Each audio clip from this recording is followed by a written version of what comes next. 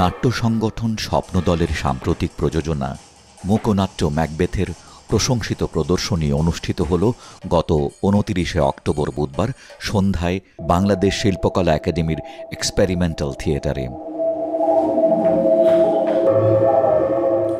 William শেক্সপিয়ারের রচনা অবলম্বনে জোয়েনা শাবনামের কাহিনী পুনর্বিন্যাসে এবং ঐতিহ্যের ধারায় বাংলা মূকাভিনয় রীতিতে নির্মিত ম্যাকবেথের নির্দেশনা দিয়েছেন জাহিদ রিপন। আমরা শেক্সপিয়ার এই নাটকটাকে চেষ্টা করেছি সংলাপবিহীনভাবে উপস্থাপন করার, অর্থাৎ একেবারেই সংলাপবিহীন সেটাও না, কয়েকটি শব্দ বা কয়েকটি সংলাপ আছে।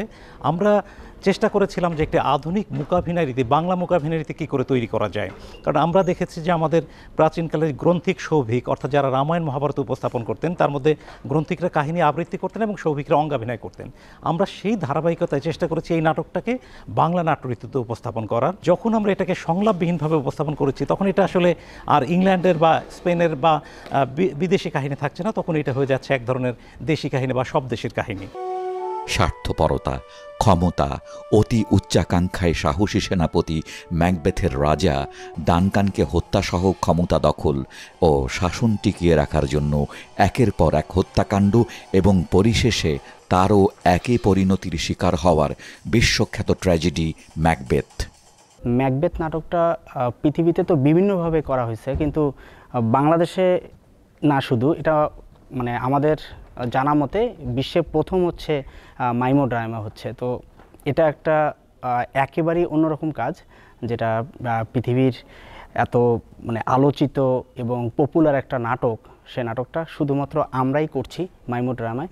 তো এটা করতে পেরে আসলেই মানে খুবই ভালো লাগছে। জীবন নিতান্ত চলমান এক ছায়া, হতভাগ্য এক অভিনেতা রঙ্গমঞ্চে কিছুকাল লাফায় ঝাঁপায়, তারপর আর শোনা যায় না সংবাদ।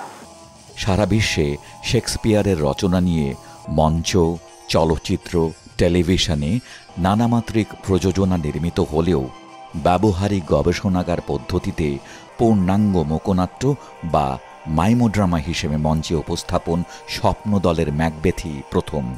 গ্রুপের সিদ্ধান্ত হলো যে আমরা একটা মূকনাট্য করব। তখন আমরা ভাবছিলাম যে কোনটা নিয়ে কাজ করা যায়। ভাবতে ভাবতে নির্দেশকের সাথে আলাপ করে ম্যাকবেথটা করার আমাদের সিদ্ধান্ত হলো এবং আমি খুব আগ্রহ প্রকাশ করলাম যে তাহলে আমি কাহিনীটা পুনর্বিন্যাস করতে চাই। কারণ এখানে যেহেতু কথা নাই, সে কাহিনীটা এমনভাবে আনতে হবে যেখানে মূকনাট্যকে আসলে ম্যাকবেথ যা বলতে চাচ্ছে কিভাবে ফুটিয়ে তুলতে হবে, এটা আমার জন্য একটা চ্যালেঞ্জ ছিল যে কোন কোন অংশটা আনলে কিংবা আমাদের এই সমকালীন করতে হলে কথা থাকবে না, তারপরেও কাহিনীটা মানুষে বুঝতে পারবে সবাই, সেভাবে উপস্থাপন করা একটা বড় চ্যালেঞ্জ। সেই চ্যালেঞ্জটা আমি নির্দেশকের সাথে পরামর্শ করে অনেকটা করেছি। নাট্য সংগঠন স্বপ্নদলের এই প্রয়াসটি সত্যি এক অভিনব মঞ্চায়ন।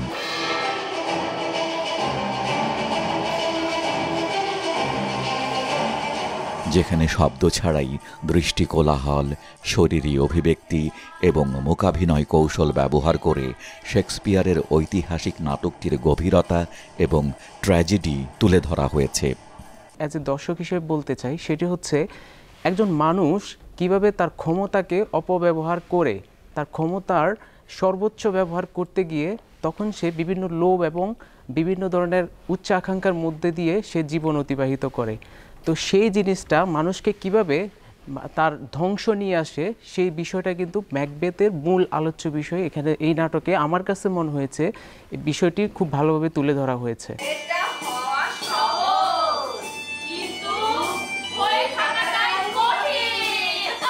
ম্যাকবেথের ১৯তম মঞ্চায়ন অনুষ্ঠিত হল, যা দর্শকদের মধ্যে ব্যাপক প্রশংসা কুড়িয়েছে।